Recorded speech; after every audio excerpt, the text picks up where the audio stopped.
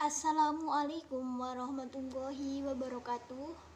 Alhamdulillahirabbil alamin wa bihi nasta'in ala umuri dunya waddin. Assalatu wassalamu ala asrofil anbiya'i wa imamil mursalin sayyidina wa maulana Muhammadin wa ala alihi wa sahbihi ajmain. Amma ba'du. Yang saya hormati Bapak Muhammad Sohibul Itmam sebagai pengampu mata kuliah Hukum Perusahaan dan Kepahititan. Perkenalkan, nama saya Saifia Suraya, NIM 2120210006. Di sini saya akan menjelaskan mengenai bentuk-bentuk perusahaan yang berguna sebagai tugas ujian akhir semester yang diampu oleh Bapak Muhammad Sohibul Itmam. Langsung saja ke pembahasan. Bentuk-bentuk perusahaan. Di sini saya akan menjelaskan 3 pembahasan. Yang pertama, bentuk-bentuk perusahaan. Yang kedua, kelebihan dan kekurangan perusahaan. Yang ketiga, prosedur pembentukan perusahaan. Yang pertama, bentuk-bentuk perusahaan.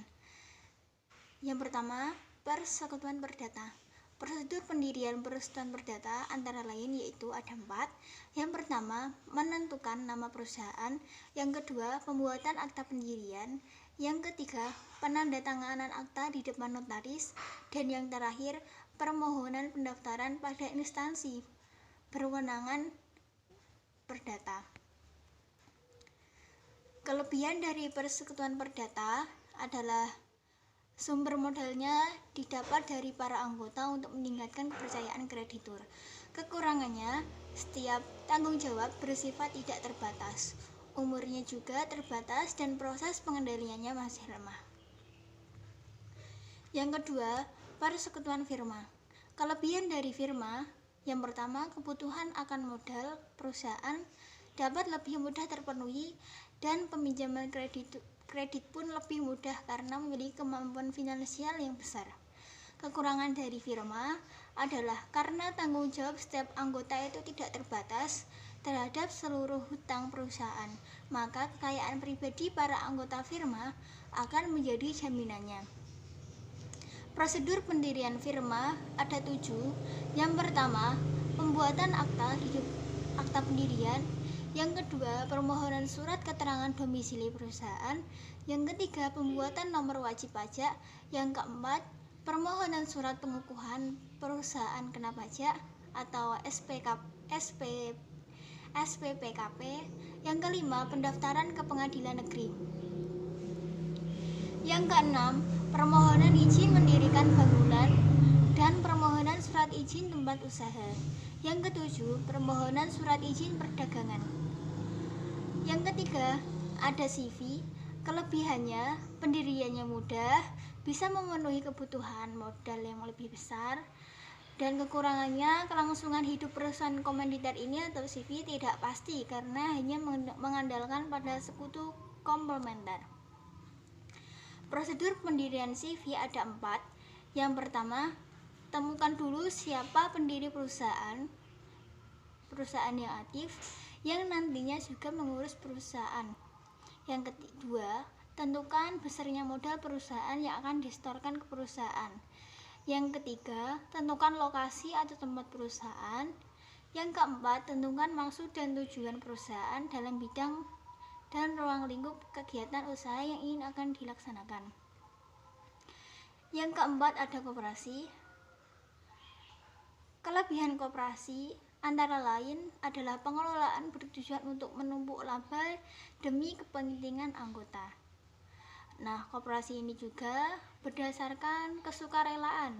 Yang ketiga, selalu mengutamakan kepentingan anggotanya. Kekurangannya, memiliki keterbatasan di bidang permodalan dan daya saing koperasi lemah dibandingkan dengan badan usaha lainnya. Pendirian koperasi adalah yang pertama, pendiri koperasi dilakukan mengadakan rapat pendirian yang dihadiri pendiri pada saat yang akan dapat diadakan penyuluhan tentang perkoperasian oleh Kementerian Koperasi atau UKM. Yang kedua, menentukan notaris untuk membantu proses pembuatan akta koperasi. Yang ketiga, mengajukan akta pendiri koperasi kepada materi dalam jangka waktu 30 hari setelah nama koperasi mendapatkan persetujuan dari notaris.